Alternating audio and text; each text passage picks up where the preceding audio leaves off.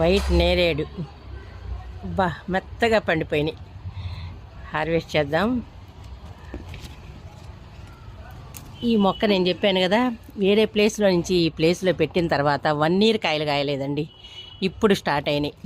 కరెక్ట్గా 1 ఇయర్కి అది తట్టుకొని నిలబడి చక్కగా ఇప్పుడు కాయలు మొదలైనవి. అదిగోండి వైట్ నేరేడు, చక్కగా ఈజీగా పెంచుకోగలిగే మొక్క అండి. కంటిన్యూగా కాయలు కాస్తూ ఉంటాయి అన్నమాట. నల్ల నేరేడులాగా అది సంవత్సరానికి ఒకసారి కాదు, ఇది ఎప్పుడు పడితే అప్పుడు కంటిన్యూగా మనం చక్కగా దీనికి కొంచెం మంచి పోషకాలు ఇస్తుంటే కంటిన్యూగా కాయలు కాస్తూనే ఉంటుంది. ఇప్పుడు అక్టోబర్లో కాయలు కాసినాయా, సీజన్ కానీ సీజన్లో తెల్ల నేరేడు కంటిన్యూగా మనకి 3 నెలలకు 6 నెలలకు కాస్తూనే ఉంటున్నాయి. అక్కడ ఉన్నాయి, ఆ గుత్తులోకి వద్దాం. అదిగోండి గుత్తులు ఇక్కడ మళ్ళీ ఇప్పుడు మొదలవుతుంది. పూత పైన స్టార్ట్ అయిందండి, మళ్ళీ పూత స్టార్ట్ అయింది. ఆ పైన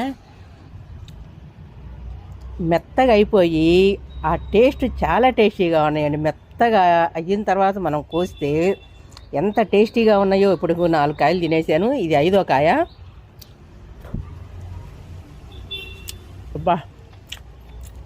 మధురంగా ఉందండి కాయ. వగర అనేది ఉండదు. మన నల్ల నేరేడులో వగరగా ఉంటుంది, కానీ దీంట్లో వగర అస్సలు ఉండదండి. చాలా టేస్టీగా ఉంది. చెప్పాను కదా, మీరందరూ ఒక మొక్క నాటి చూడండి. కుండీల్లో కూడా నాటుకోవచ్చు చక్కగా. ఇలాంటి కొండలు